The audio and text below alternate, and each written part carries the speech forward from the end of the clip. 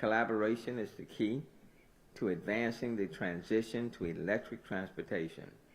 And that is why partnerships like Evolve Houston are so very important. We recognized this importance in 2019, and we took action.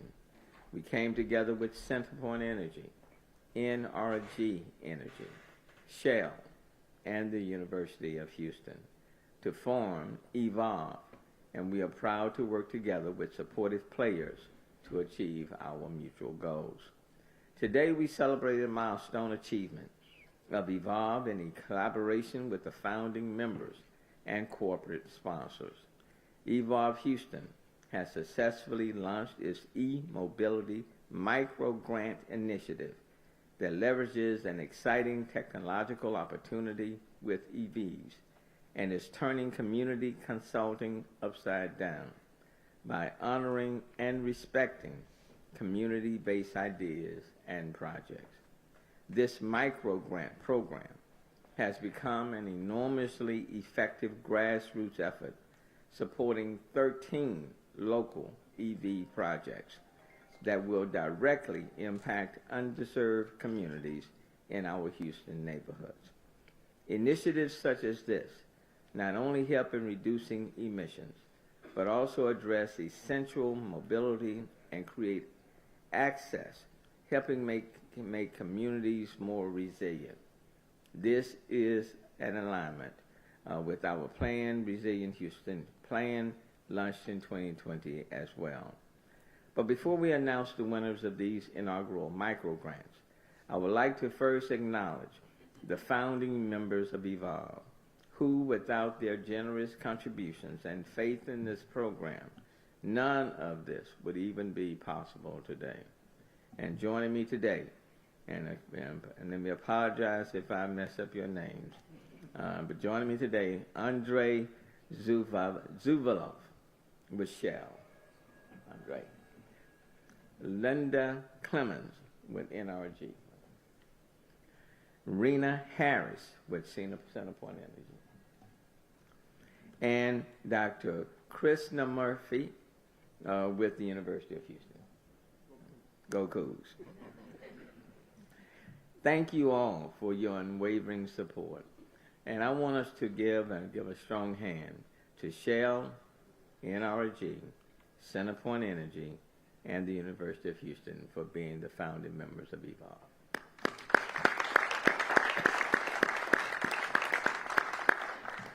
Your commitment to excellence in our city is certainly on display today. The e-mobility micro-grant initiative had additional support from two large and very influential corporations in our region. Evolve coined the term corporate catalyst, and they have come through in a big way to make these micro-grants possible. I want to recognize and thank the following for their investment in our city. GM, who was not able to send a representative today, but we do want to formally thank them for their support. Please give it up to GM. And BP. And BP, in large part, helped us with our climate action plan, and now stepping up today. BP is represented by Jessica Kemp. Where's Jessica?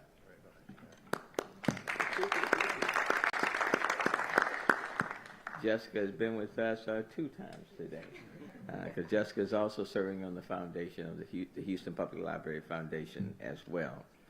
And also thank you to Director Glasgow, Director Buggs, and Director Zachariah.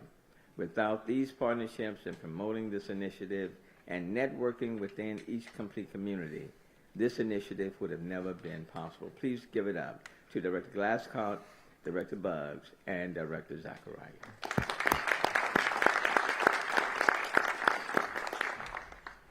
And a special thank you to the Office of Council Member Carolyn Evans Shabazz for her financial support and sponsorship and commitment to this program to continue the microtransit project happening in District D. I really want to give a strong shout out to Council Member Carolyn Evans Shabazz.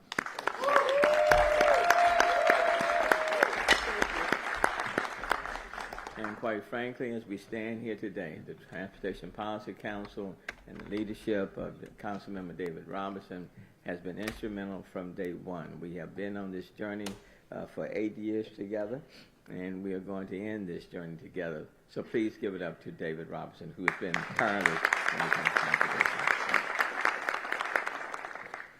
The advancement and benefits of EV technology should not be limited to only affluent communities and their households. The Evolve Micro Grant Initiative is intended to break down this barrier.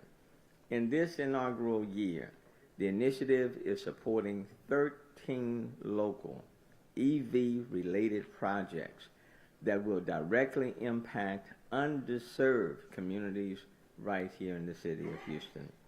In a moment, we will be announcing the Round 1 E-Mobility Micro Grant Award winners that have been awarded grants to bring equity to energy transition in Houston's underserved communities.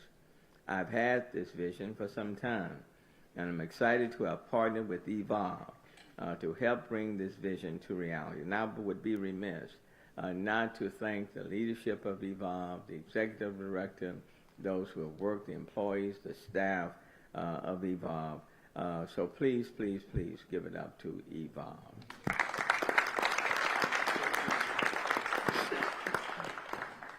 So at this time, let me now yield to Councilmember Carolyn Evans Shabazz for her remarks, and then I'll come back shortly after. Councilmember. Excuse me, Mayor. I am so excited. Oh, my goodness. This is just such a wonderful day. And I want to express my heartfelt gratitude to Mayor Sylvester Turner. Under your exemplary leadership, Houston is not just embracing an energy transformation, but is doing so with equity at its core. The dedication to ensure that every Houstonian, regardless of their neighborhood or background, benefits from these advancements is truly commendable. And in this shared vision, the pivotal role of Evolve Houston, oh God, I can't say enough about Evolve Houston. I get so many wonderful compliments and accolades for people being able to get to the grocery store, something that we sometimes take for granted through that RIDE program.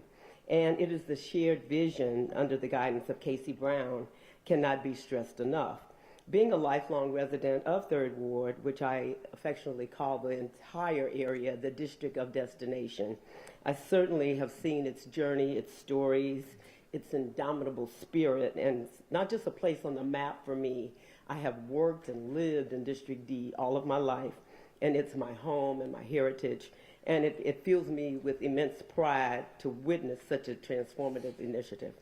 So I just want to say thank you. People getting from place to place is so very important. You know, I hear people all the time, I can't get to the doctor, I can't get to the grocery store. Some things that, you know, I'm just so fortunate that I can go and jump in my car and ride, but it may be a day that I can't. And so we always have to look out for the future.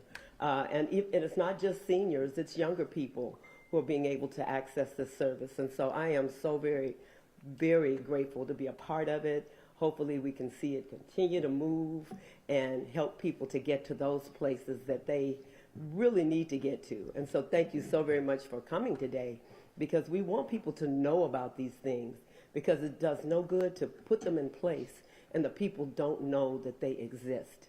And so it is our responsibility to try to get it here, but we're going to put the onus on you to get the word out. And so we really appreciate that. Thank you, Mayor. Thank you, We will now acknowledge our 13 Micro Grant Award winners for Round 1 of the E-Mobility Initiative. And I'm proud to introduce Evolve President and Executive Director, Casey Brown. Casey.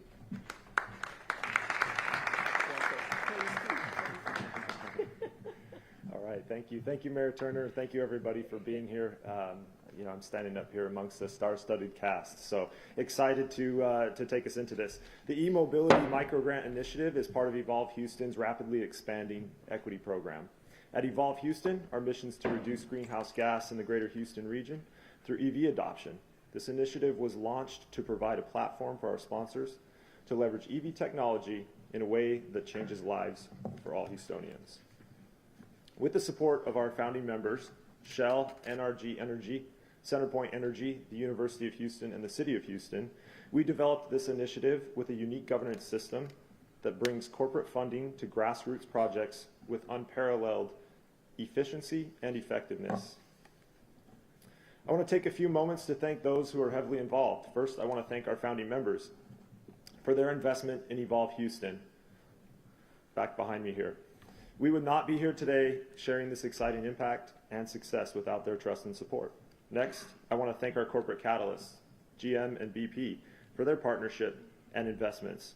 I want to thank them for continuing to partner with us to deliver this great initiative into the future. I want to thank Houston Complete Communities for their public awareness partnership. I want to thank our community-based leaders and representatives, we call them community champions in this initiative, who evaluated all the applications, represented their community's interests throughout the evaluation process. And most importantly, I want to thank our award winners. Most of the EV-based projects that we see throughout the market today are following EV purchases.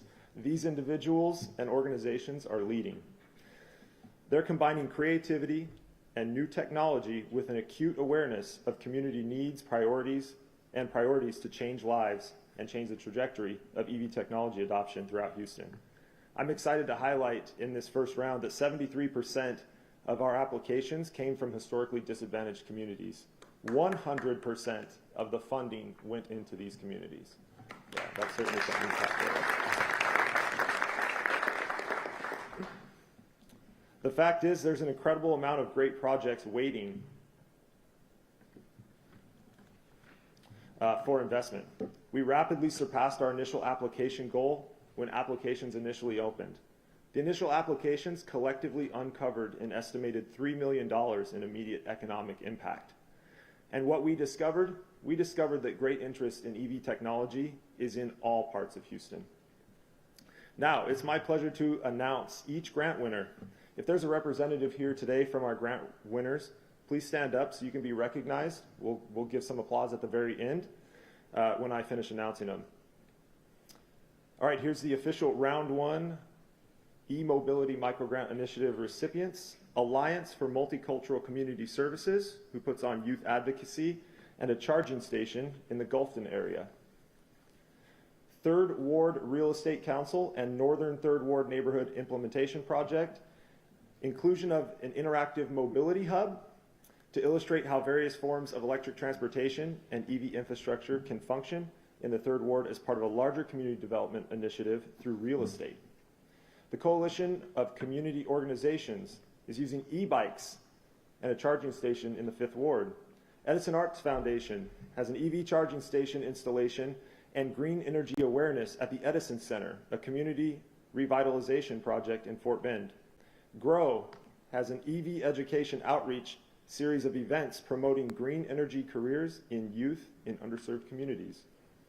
Hiram Clark Fort Bend Houston Redevelopment Authority has a bike share program in Southwest Houston, a tool to increase multimodal transportation options in Southwest Houston while providing additional options to explore our parks and trails. Houston Southeast has an expansion of its existing rideshare program. In partnership with Uber, using their fleet of electric vehicles, the district offered free and reduced rides as a solution to mitigate parking congestion while improving public safety and access throughout the district. Pangea Charging is installing one EV charger in 2 different apartment complexes within Houston Complete Communities. RIDE is providing a no-cost EV microtransit service in the Third Ward.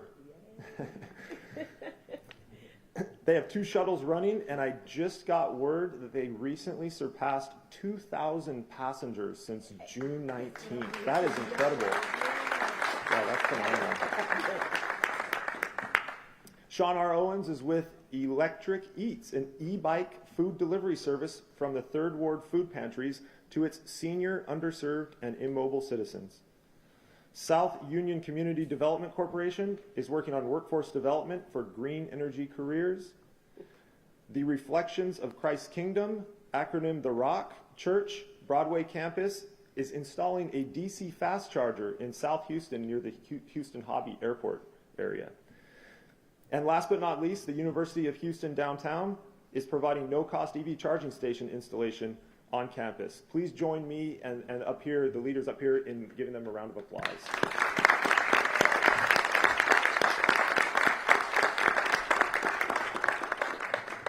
And I'll yield back to Mayor Turner. Thank you. Thank you, Casey, and congratulations to all of these micro grant winners today, and it's exciting news. We have one more major announcement before we go outside and look at, for a brief moment outside.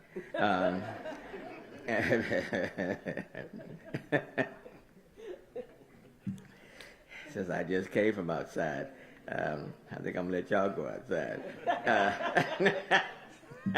Let me get back to the script and look at one of the electric micro transit vehicles that RIDE has been providing for the Third Ward community. After a wildly successful round one, I'm excited to announce that GM and BP have not only continued investments into round two, but they have both increased their investments substantially. And it is my great pleasure to officially launch the round two application period. Applications are now being accepted, as well as donations from other corporate sponsors who want to be a part of this journey. With Evolve Houston, the City of Houston, Evolve's founding members, and these corporate sponsors. So visit apply. We can visit apply.evolvehouston.org. Apply.evolvehouston.org to submit a proposal, and visit Evolve's website to learn more about round two of the e-mobility microgrant initiative. Now, before we head outside, I'd like to welcome all the round one winners to the stage. If you'll start making your way in front. I know it's a number of you.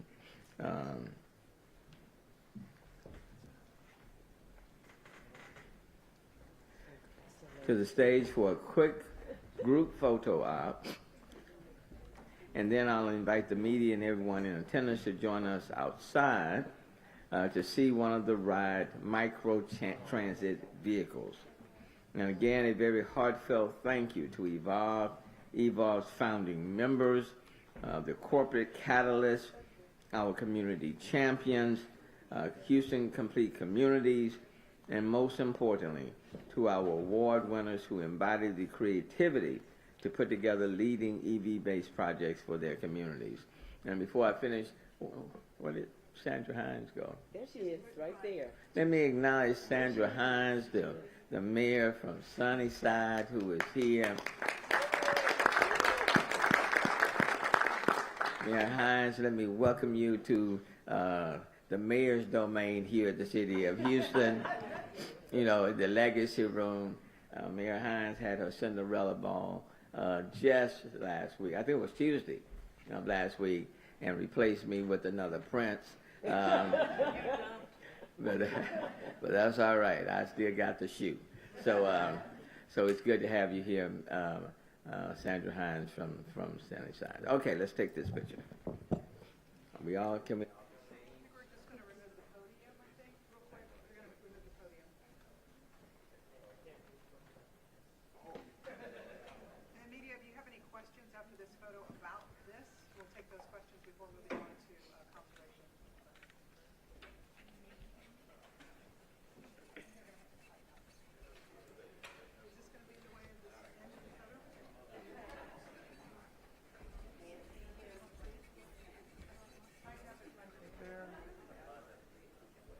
Ma'am, you want to remove your name tag, please?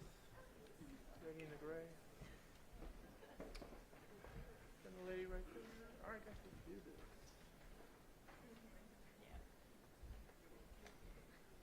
Here we go. Cell phones, here we go. 7, cell phone 6, cell phones 5, cell phones 4, cell phones 3, cell phones 2, cell phones 1. Everybody else? 3, 2, and 1. Thank you. Thank you. And I did want to take just much greater for you guys. Let me address all the questions first, and then everybody can go outside. On conservation as well? Yeah. So Okay. if y'all have a seat, just for one. I want to go outside. One time.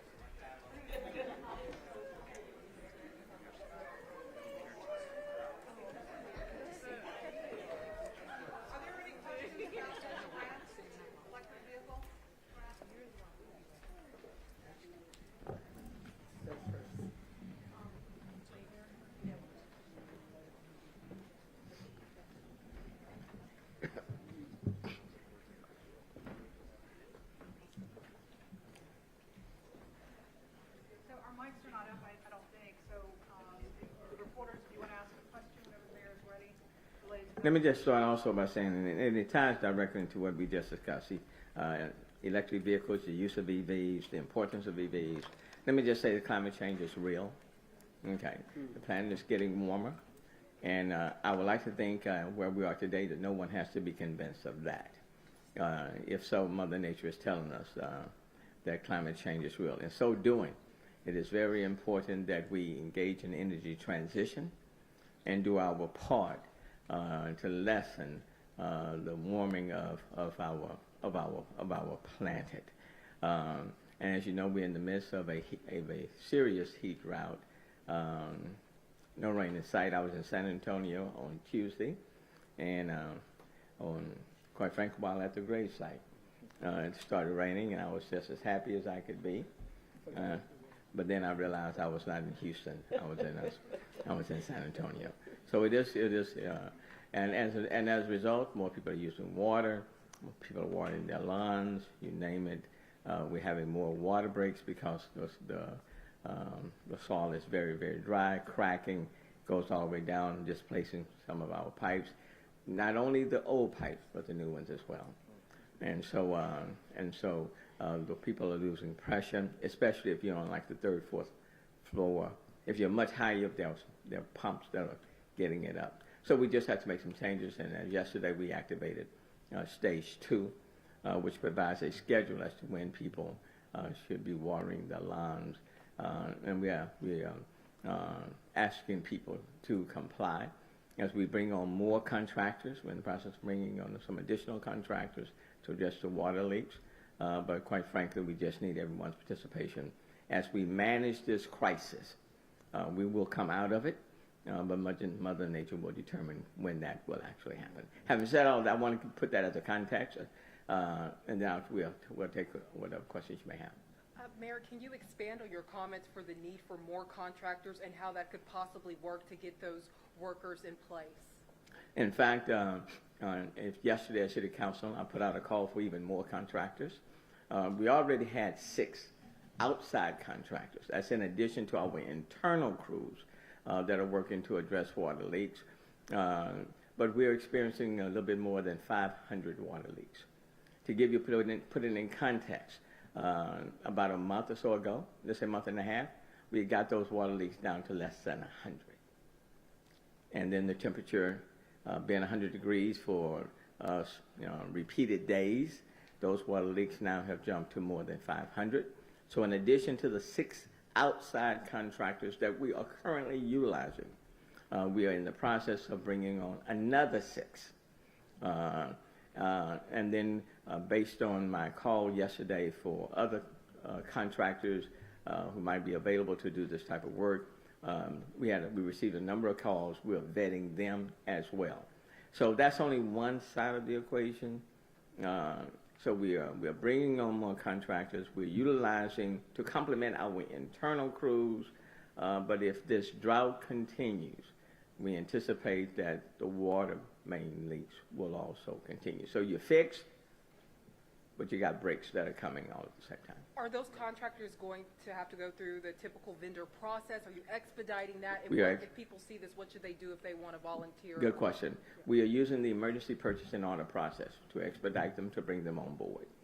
This is an emergency situation, and so they're not going through the normal procurement process. We're using what we call EPOs, emergency purchase orders, to expedite bringing them on board, and then all of these contracts will be presented to City Council for their ultimate approval for payment. Mayor, you talked about just asking people to follow the rules, but what is the city or Public Works doing to maybe enforce some of the restrictions that you were just discussing? I think what we'll find in this case is that we will find not only as the city of Houston will be out and seeing if people are complying, but neighbors will also be assisting in this process. One of the reasons that we find ourselves in this situation is that a number of people from across the city were calling 311 and saying their water pressure was low. And so if people out there are seeing people are watering their lawn, for example, at 3 o'clock in the afternoon or 5 o'clock in the afternoon, and they know that's not the case under any set of circumstances, because you shouldn't be watering your lawn until It's between 7 p.m. and 5 a.m. So anyone who is watering their lawn on any day before 7 p.m., they're violating the rules. So I think it's going to require all of us to participate. But one thing I found with people in the city of Houston, especially when we're dealing with crisis, if you tell people what the rules are, Houstonians, 99% of them, they work with you. They simply need to know what are the rules, what are you asking us to do, and once you put that forth, make it clear to them. Houstonians, I have found in almost every major crisis, whether it's the Tax Day flood, Harvey, Tropical Storm Imelda, Winter Storm Uri, Hurricane Laura, you name it, Houstonians rise to the occasion. So I'm not so much concerned about the enforcement mechanism. So then, and it's just primarily just the outdoor watering. There's nothing like washing the car or anything inside the house. Well, we're asking people to restrict their usage of water. Yeah, to reduce it. I'd rather have the water available for people, for drinking water, for food, for proper hygiene. Those are the critical components. I'm just simply asking people to adhere to stage 2 when it comes to watering your lawn, your cars, things of that nature. Just reduce your usage. And I think if everybody reduced their usage of water within the requisite time periods on those particular days, and then as we bring on the additional contractors, working with our internal crews, we'll be able to get through this crisis. This is simply about managing the crisis such that no one is having to bear the undue burden alone. It's a shared sacrifice for a limited period of time as we go through a crisis which all of us can help to manage. If we do that, we're going to be fine. And then we'll continue to pray Mayor, that God will send us some rain. Mayor, what's the timeline you're hoping for, both for this emergency to, this crisis, like you mentioned, to be kind of rectified, and then also for the workers? What's the timeline that we will see those extra emergency workers? Well, in terms of the contractors, you're going to see them on. If some of them have not started already today, they will be be working in the next day or two. They've already, for some of them, they have already been going through the process, been vetted, and we're pretty much in the final stages of saying, here's a list of the water maintenance, go and do the work. So some of them may have already started. 6 contractors have already been out there, outside contractors in addition to our internal crew. For the remaining 6 that have been going through the processes, I visited with Public Works on yesterday. Some of them may already be out on the street. And then we'll continue to look at additional contractors who have expressed interest. We're vetting them. And we're vetting each one of them to make sure that they are fully capable and have the capacity to do the work. Okay? So they're already out there. In terms of how long this will last, it will last as long as Mother Nature tells us that it needs to stay in place. This is one time in which neither Councilmember Robinson nor Councilmember Calnero Sabaz, neither the mayor, we don't control the timeline. That timeline is controlled by Mother Nature. We are simply trying to manage a crisis that, quite frankly, has been brewing for a long, long time. That's why this press conference dealing with these microgrants and EVs, this press conference is so important because we have ignored the warning signs for a very long time. And Mother Nature is saying, you will ignore us, ignore me no longer. The planet is warming. It's getting hotter. And for those of us who live in the city of Houston, you all know that we have experienced 7 federally declared disasters in the last 8 years.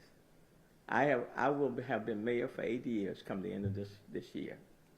And I have been the mayor of 7 federally declared disasters. Not including the heat.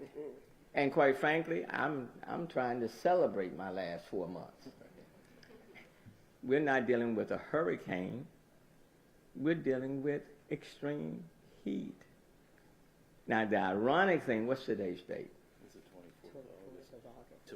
Tomorrow will be. Tomorrow tomorrow would be the birthday of Hurricane Harvey's anniversary. Now, I want that to sink in. 6 years ago, on August 25th, we were experiencing 52 inches of rain.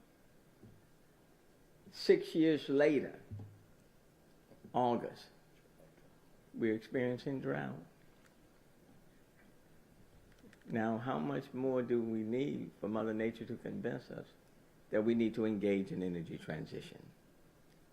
So, purchasing electric vehicles, utilizing EVs, all of that's critically important, okay? Energy transition, that's critically important.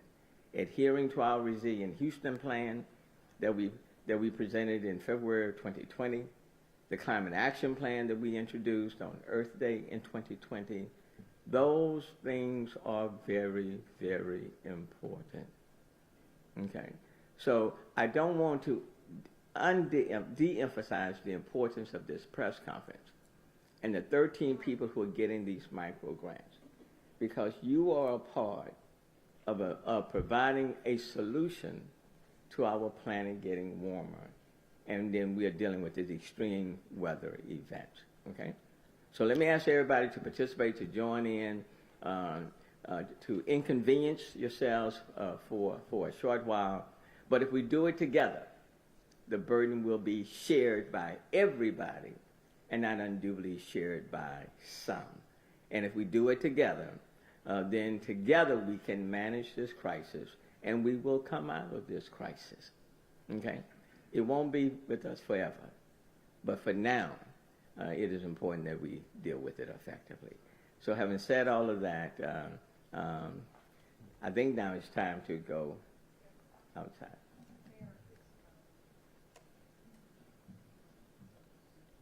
Councilmember Robinson, I've been doing so much talking. I was going to translate some of my comments in Spanish, but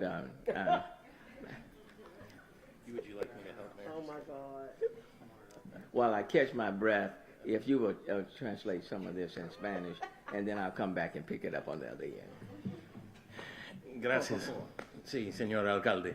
Muy bien. Y sin notas y sin notificación antes de esta reunión con miembros de la prensa y todos nuestros compadres en esta obra que está muy importante. Estamos aquí con Evolve y en Drought. Ok, estamos anunciando el programa que viene ahora, el programa sobre la reducción de agua y lo que usamos en nuestras casas, en nuestros barrios, y que estamos empezando en las horas de 7 de la tarde hasta 5 de la mañana en los días domingos y jueves por los casas de residencias y en las direcciones de las calles en la ciudad que tienen números,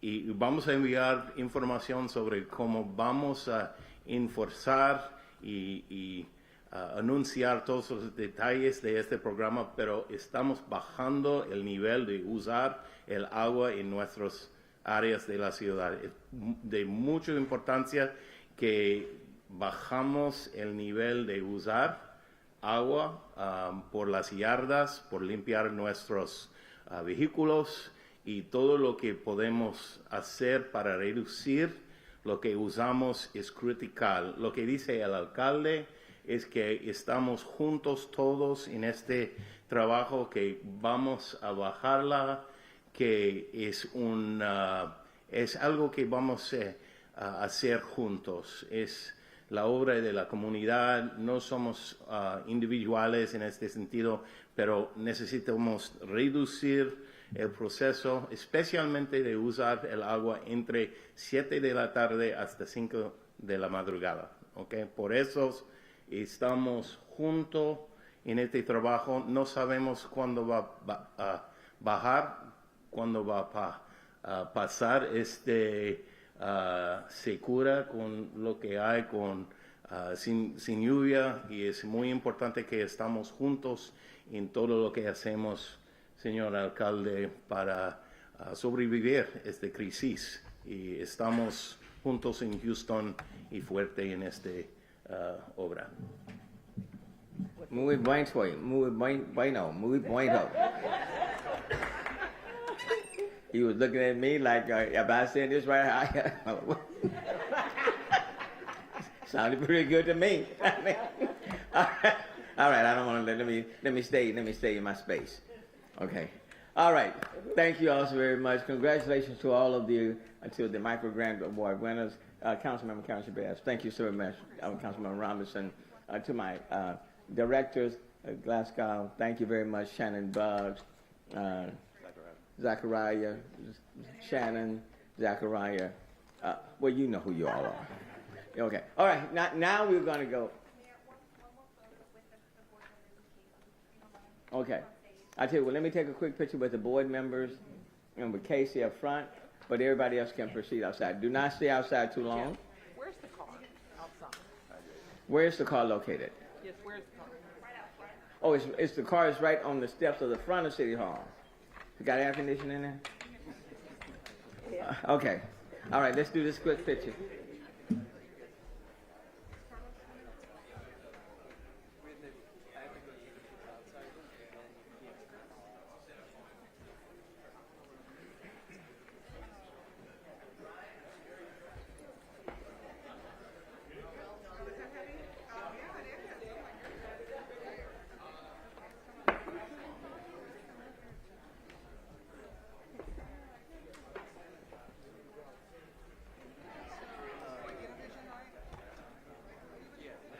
Yes.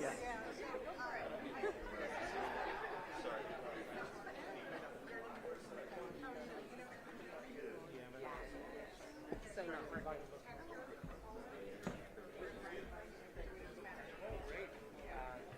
So, man behind the council member, you're gonna have to come to the front because we can't see you. The lady who keeps moving her head. Yes, ma'am. Black hair. If you have someone here, I can do it. There we go. U of H right there. Ryan right there.